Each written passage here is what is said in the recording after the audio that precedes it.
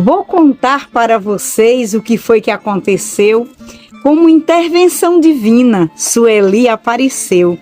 Mergulhando em nossa história, a fundadora nasceu. O momento foi inédito, foi traçada a trajetória. Em águas mais profundas, lançamos nossa memória para recuperar as origens do paraíso à glória. Lá no começo de tudo está a Lourença do Rosário, uma mulher peregrina de fé e de santuário, descalça e sempre com touca, mendigando o necessário. Esmolava no sertão com o menino Jesus, grande era a sua coragem, sua vida e missão traduz. Recolhia sempre as órfãs, amparava e era luz. Só chegamos a Lourença devido a uma grande briga. Um processo contra ela, ocasião de intrigas, da família Paz Mendonça, com o bispo e as recolhidas. Grande foi a confusão com um casamento desfeito. Conviver com o marido para Clara não tinha jeito. Com o segundo casamento, da filha perde o direito. Luísa tinha 10 anos quando tudo aconteceu. O bispo entrou na história e a guarda Lourença deu. Para cuidar e educar, foi assim que sucedeu. A família inconformada com o que está acontecendo, o novo esposo de Clara, que influência está tendo, é ter Luísa de volta ao bispo desobedecendo. Lourença, por sua vez, tem responsabilidade. Toma conta de Luísa com grande seriedade. Resiste à força das armas, agindo com lealdade. 3 dias, a casa cercada pela força policial, pelos berenguins da época, um ato muito brutal. Com pedradas e agressões, a destruição foi total. Luísa, retirada à força do recolhimento. O bispo ficou calado, grande foi o seu silêncio. Para Lourença e as companheiras, foram dias de tormentos.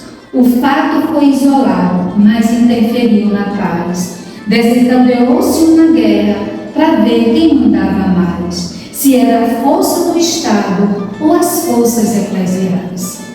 O recolhimento do paraíso foi por Lourença fundado, tinha uma certa estrutura e estava preparado, com capela e com cerca, era um lugar respeitado. A vida era muito dura e muitos eram os pedidos. Acolher órfãos e rezar nas casas, ajudar os desvalidos, visitar doentes e cultuar os mortos, o grupo era reconhecido. A comunidade era grande e tinha umas 300 casas. O recolhimento era aberto e servindo ao povo estava. Garantia vidas jovens e esperança lhes dava. Por meio da educação, as mulheres assistiam, desprovidas de direitos, ao recolhimento iam. Com as mestras do ler, falar correto aprendiam. A crônica policial vai ficando por aqui, mas na história da Glória nós vamos ter que prosseguir, pois do paraíso em Afogados elas tiveram que sair. Lourença do Rosário, por certo, já havia morrido. Para Joana da Conceição, o seu cargo foi cedido. O espírito da fundadora ela tinha absorvido. O tenente Antônio Pereira, doador já conhecido, era membro da família Paz Mendonça e amigo.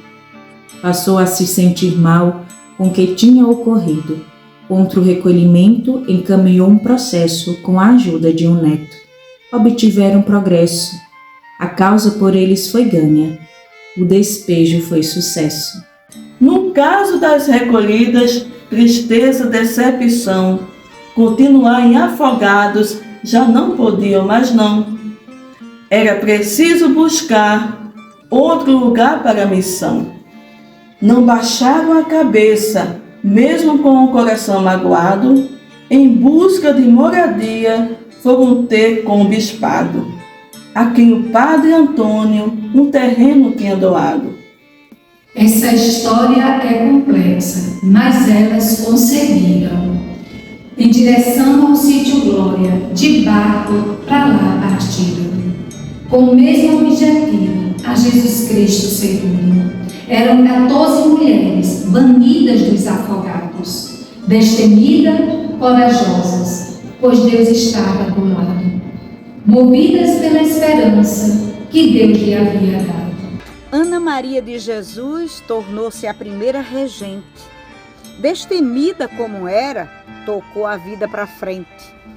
A fundação de um convento estava em sua mente. Persistindo em seu sonho, escreveu para a coroa Dona Maria I, que era gente muito boa. Não obtendo resposta, achou que estivesse à toa. Em busca de conseguir o que tanto ela queria, pediu licença ao governador, dizendo ir para a Bahia, mas mudou o rumo da viagem. Quando pediu, já sabia. Enganando o governador, partiu para Portugal. Para o convento dos Arrolhos, aprendeu o habitual, em termos de normas e regras e do que é estrutural. Queria trazer para o Brasil tudo o que lá aprendeu. Para fundar um convento, a coroa recorreu. Ela estava já cedendo quando uma carta recebeu.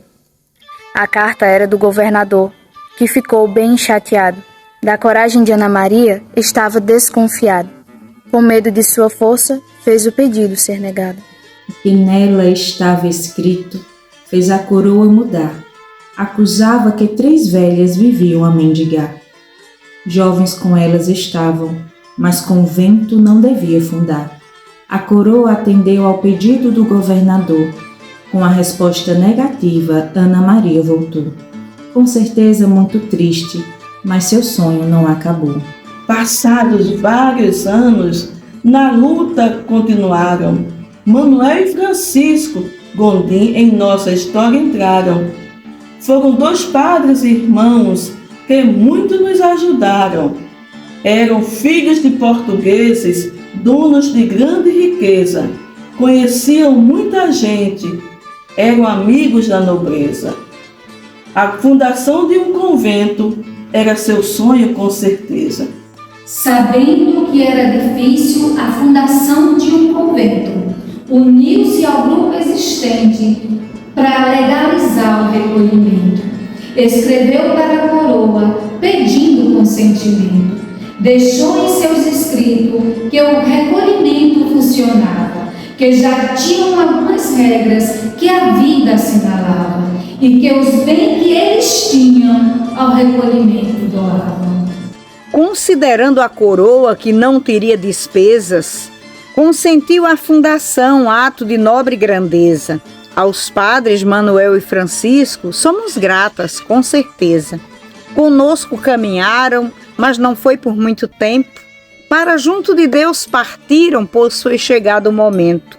Junto de nós permanecem desde o sepultamento.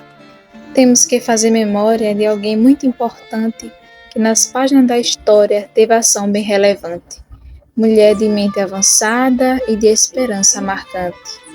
Foi a Madre Imaculada, irmã de grande ternura, destemida e pulso firme, com sorriso de candura. A congregação deu passos, expandiu-se com bravura. De recolhimento passou a ser pia sociedade, vivendo as regras de vida com base na caridade, regido por estatutos para educar a mocidade. A luta continuava e no sonho persistiam. Tornar-se congregação era o que todas queriam. Aprovadas as constituições, foi a maior alegria. Falam as irmãs da época que foi uma grande explosão, tamanha a alegria transformada em oração. Por 40 horas seguidas fizeram adoração. Passamos à congregação canonicamente erigida, de direito diocesano, para reger nossa lida reconhecida. Por Roma teve impulso nossa vida. Irmã Imaculada abriu novos campos de missão. Atenta à realidade com olhar na educação. Com a reforma da igreja, ampliou sua missão. Foi um tempo promissor. As irmãs foram na inserção. Morar mais perto do povo, conviver com os irmãos. Anunciar o evangelho, partilhando vida e pão. A história continua, outras mulheres surgiram, abraçaram o carisma e sem reservas partiram, doaram suas vidas, a Jesus Cristo serviram. A missão continua, pois o carisma é uma chama, que penetra o coração de quem se encanta e ama, com Cristo e com os pobres, na realidade que clama. Olhando para Belém, temos nosso fundamento. A encarnação nos traz um Deus em despojamento. Pobre, pequeno e humilde, ensina em seu nascimento. No Calvário temos a cruz, nos é dada a redenção. Deus que morre por amor, em Jesus o nosso irmão, para que vida tenhamos e plena libertação. Maria caminha conosco desde os princípios da história. Ela é nossa educadora, mãe e mestre em toda hora. É ela que indica o caminho para chegarmos à glória. Queremos sempre aprender o que o Evangelho vai falar. Fazei sempre com atenção o que Jesus vos mandar, pois se assim o fizerdes, o vinho não vai faltar.